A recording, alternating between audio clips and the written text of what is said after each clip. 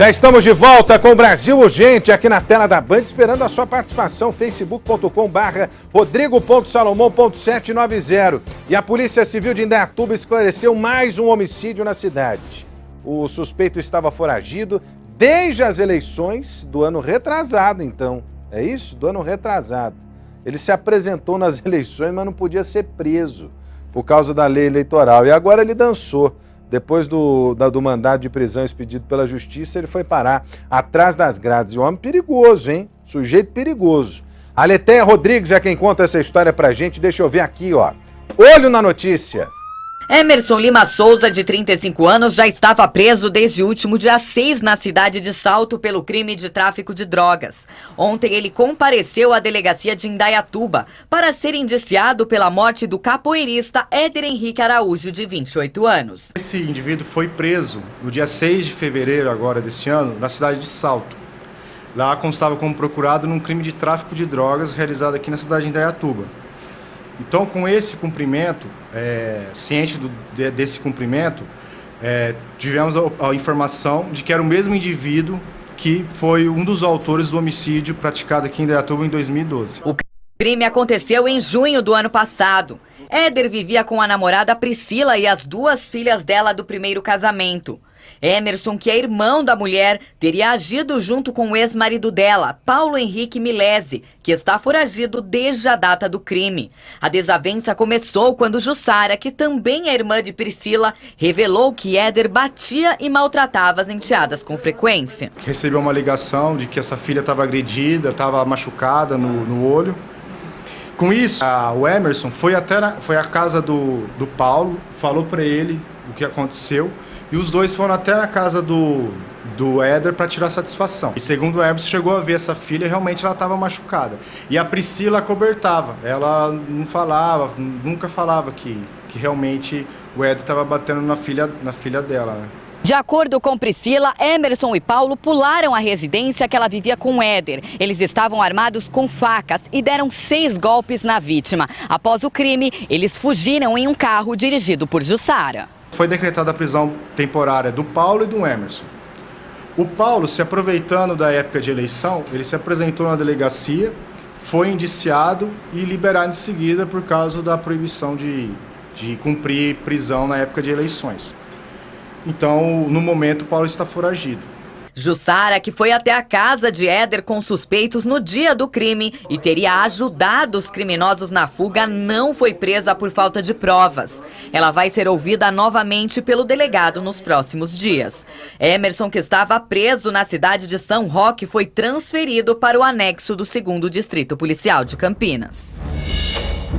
Então quer dizer que o cara continua foragido, porque ele foi identificado, a polícia e a justiça entenderam necessárias a prisão dele, né? Ou entenderam necessária a prisão dele, só que o cara se apresentou em período eleitoral. E aí o que diz a lei no período eleitoral? Aliás, é resquício da época da opressão, da ditadura, né? Em que as pessoas tiveram o direito político cassado ou eram impedidas de exercer o direito político. Isso aí para mim precisa mudar. Aliás, faz tempo que precisa mudar essa legislação, né? Faz tempo que precisa mudar essa legislação. Ao sujeito, ele, em função das eleições, andou livremente porque não podia ser preso, porque não era em flagrante delito. Ah, faça-me o favor, hein? Faça-me o favor. É a lei que beneficia bandido. É a lei que passa a mão na cabeça de bandido. Enquanto o cidadão fica acuado, fica com medo, enquanto o cidadão vira vítima quase que exclusiva, né? O cidadão vítima exclusiva aí da violência. Ah, faça-me o favor, hein? Brincadeira isso aí. Vem comigo aqui porque tem ação das guardas municipais de Itatiba e Valinhos, hein? Ação da Guarda Municipal, ação conjunta, uma quadrilha de roubo à residência presa. O Felipe Pereira traz os detalhes pra gente, deixa eu ver aqui, ó. Olho na notícia, aliás, Felipe Pereira ao vivo, né, Felipe Pereira? Eu achando que é reportagem. Nós estamos ensaiando aqui, nós vamos dar show nessa parceria aqui, você vai ver. É o nosso Márcio Campos, um pouquinho mais novo. Só que viu? não, né? Um pouquinho mais novo. Ô Felipe Pereira, fala dessa história aí, porque a Guarda Municipal de Valinhos Itatiba, as guardas ali daquela região têm agido de forma conjunta e com inteligência. Nós mostramos na semana passada, inclusive, o uso das câmeras de monitoramento em Vinhedo, os crimes lá solucionados quase que em 100%. E não entra bandido, não sai bandido sem ser monitorado pelas câmeras. Mais uma vez, uma ação colocando atrás das grades esses criminosos, hein, Felipe? Pois é, Rodrigo, tudo começou em Itatiba. As câmeras de monitoramento de Itatiba flagraram o momento que o veículo entrou na cidade. Como lá o sistema também é monitorado, assim como é em Vinhedo, assim como a gente já mostrou aqui em Vinhedo, tem todas aquelas câmeras, aquelas TVs. O pessoal da Guarda Municipal de Itatiba percebeu que alguma coisa estava errada. Aquele carro estava envolvido ali em algum crime e aí foi se fazendo toda a ligação dos fatos. Até que se chegou ao fato de que Valinhos, essa quadrilha teria aí feito uma ação em Valinhos. Aí a Guarda de Itatiba fez o acionamento, acionou a Guarda Municipal de Valinhos e no bairro São Bento, aqui em Valinhos, os guardas se depararam com os indivíduos dentro do próprio veículo, nas proximidades da lagoa ali do bairro São Bento. Eles foram identificados então como autores do furto à residência em dias anteriores e aí levaram 2 veículos, uma televisão, ventiladores, joias, notebooks, roupas e pares de tênis. Também, inclusive, esses produtos sendo divididos ali entre eles. Eles aproveitavam as roupas para dividir entre eles. Essa operação também contou com o apoio, inclusive, dos guardas municipais de Itatiba, viu, Rodrigo? Eles vieram até Valinhos para ajudar a GM de Valinhos a prender essa quadrilha, viu? É uma ação bastante integrada.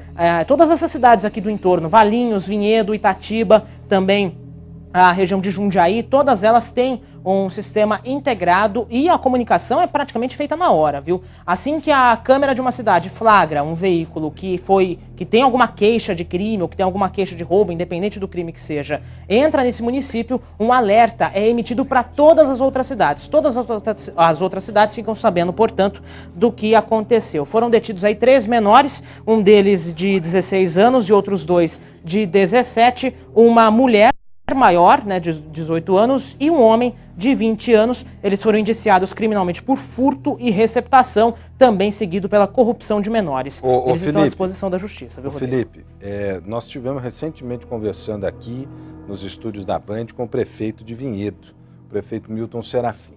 E além de Vinhedo, Indaiatuba, me parece, já tem um monitoramento de câmera também.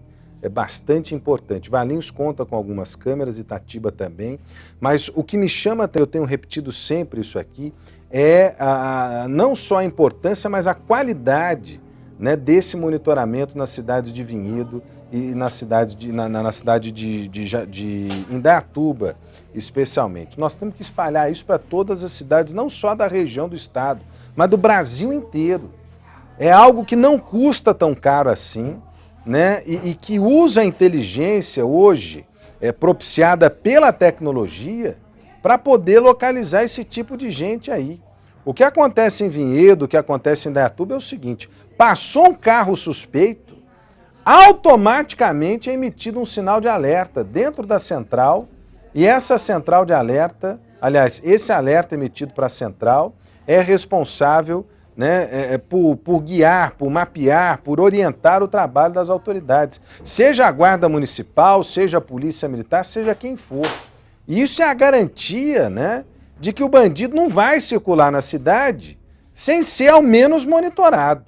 Sem ser ao menos monitorado, né? É uma das ferramentas desse monitoramento. Então, o apelo que a gente faz aqui, junto ao Conselho de Desenvolvimento da Região Metropolitana, é o seguinte: prefeitos, se unam. Já que um dos principais problemas da nossa região é a violência, se unam. Vamos discutir proposta conjunta. Chega de blá blá blá, velho. Chega de blá blá blá. Vamos fazer alguma coisa para realmente melhorar a condição do nosso cidadão. É isso que nós estamos esperando dos nossos governantes. Já funciona em pelo menos 2 cidades, por que não funciona? Em Campinas, por exemplo, a Sincamp é muito importante, mas não funciona com essa inteligência e com essa qualidade que Vinhedo e Indaiatuba já tem. Vamos pegar a Sincamp, que já é algo importante, e vamos transformar nesse evento ou nessa central de inteligência que a gente tanto precisa, integrando Guarda Municipal, Polícia Militar, Polícia Civil, Polícia Federal, seja quem for, meu camarada. É a segurança da gente e de vocês aí, né, de todos nós, é que está em jogo. é que está em jogo. Ô Felipe, vamos mudar de assunto, que nós acabamos de receber uma fotografia dessa tragédia ambiental registrada na cidade de Piracicaba. Olha só essa imagem, Felipe Pereira. Ó, gente, presta atenção nessa imagem. O que é isso aí? É um dourado isso aí, o pessoal que entende de peixe? O Zé tá aí na redação, o Zé entende de peixe pra caramba, velho. Parece um dourado isso aí, viu? Ainda que não um dourado grande, parece um dourado. Se não for um dourado, é da família, lá da mesma espécie, alguma coisa nesse sentido. Olha a quantidade de peixe, Felipe Pereira. Pois Olha a quantidade de peixe nesse momento no Rio Piracicaba. Uma imagem impressionante, uma tragédia ambiental registrada na cidade de Piracicaba nessa quarta-feira. Que já vinha dando Meu sinais Deus disso, do céu, que coisa terrível. É da Floresp essa fotografia, que é uma ONG, né, que atua na defesa do meio ambiente, preservação, também do Rio Piracicaba e do seu entorno. Quem é que está comigo, ô Foguinho? É o Ricardo? Ô Ricardo, boa tarde, tudo bem, Ricardo? Boa tarde, tudo bem? Ô Ricardo, nós recebemos a informação, essa fotografia que a Floresp está publicando agora, lá no floresp.org, é uma imagem impressionante para mim, uma das piores tragédias ambientais já registradas aqui na nossa região. Só explica pra gente, Ricardo, você é integrante aí da ONG, o que essa organização faz aí na região de Piracicaba? Nós somos uma organização ambientalista, né, com 25 anos de atuação na área, né, e trabalhamos com as questões ambientais, né, tanto quanto com a questão de recursos hídricos, né, quanto com a recuperação de vegetação e projetos socioambientais. E Ricardo, essa imagem aí eu nunca vi. Para mim, eu acho que é a pior da história do Rio Piracicaba. Confirma, realmente é uma grande quantidade de peixe perdida aí diante dessa escassez de água e, infelizmente, a poluição que assola o Rio Piracicaba? Essa imagem eu acho que é de manhã. Eu acabei de chegar agora do Rio. É uma quantidade absurda de peixes, né, em função principalmente, né, da escassez de água, né, nesse trecho do rio, né, da exportação de água para o sistema Cantareira e também da chuva que deu, né, de ontem para hoje, que acabou carregando toda a matéria orgânica para o rio e provocando a queda da quantidade de oxigênio que é necessária para os peixes, né, e morreu muito peixe, né, é incalculável o prejuízo, né, ambiental que o rio sofreu justamente num período de reprodução que é a Piracema, né, os peixes na verdade estavam concentrados, né, num período aí, num trecho, né, de Piracema, né, de reprodução. Ali nós temos alguns poços, né, que se formam ao longo do Rio Piracicaba. E os peixes, eles se concentram nesses poços, são áreas mais profundas do leito do rio, e dali vão subindo as pedras, as corredeiras, para a desova, né, que acontece sempre em direção à nascente do rio. E, infelizmente, faltou água para que a Piracema pudesse acontecer, né? Além da falta d'água, essa poluição que assola os mananciais aqui da nossa região, e parece que a chuva de ontem, ainda que uma chuva fraca, uma chuva que não veio da maneira como a gente esperava, levou ainda mais poluentes para o leito do rio. Dá para calcular a quantidade de peixe perdida aí, ô Ricardo? Não, é incalculável. Os peixes ainda estão num processo agonizante de morte, né? Então você vê peixes, né, por falta de oxigênio, morrendo, né? Então é impossível calcular. Eu também, né, na minha vida em Piracicaba, nunca vi uma imagem tão impactante e chocante em termos de mortandade, não só de peixes, né, mas da vida aquática do rio, né? Então os peixes dependem, né, de todos os micro-organismos para se alimentar. Então a gente vê nesse trecho do rio a morte da vida aquática do rio, que acaba se traduzindo nessa imagem terrível, né, de peixes de todas as espécies, peixes inclusive que não se achavam mais no Rio Piracicaba, né, vindo à tona e mostrando que estavam voltando. Porque é um trabalho importante das organizações ali no Rio Piracicaba, que é com o repovoamento, né, do peixe, dos peixes do rio, com o lançamento de alivinos, de exemplares já alguns criados, para repovoar aquele trecho do rio tão importante para o nosso estado, tão importante para o nosso país, porque vai formar lá em cima a bacia junto com o rio Tietê, né? Vai formar a bacia já do Rio Paraná, é isso, né, Ricardo? Exatamente. Ele começa aqui no entronco com o Tietê, na região de Anhembi, e depois segue para formar a bacia do Rio Paraná. E olha, infelizmente, uma imagem de uma tragédia. Eu quis escancarar isso aqui na televisão e acho importante que a gente mostre nesse momento, porque o negócio é o seguinte, tem muita gente botando culpa em São Pedro. E você quer saber da verdade? São Pedro não tem culpa nenhuma, meu camarada.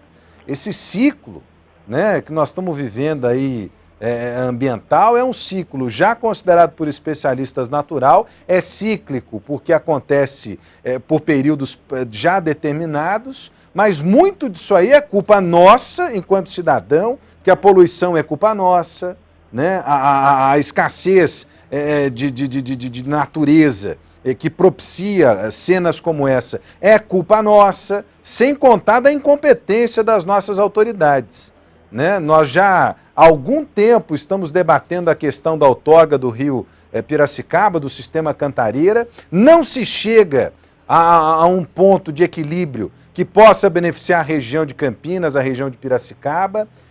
Não há intervenções para minimizar impactos desse represamento de água. Não há.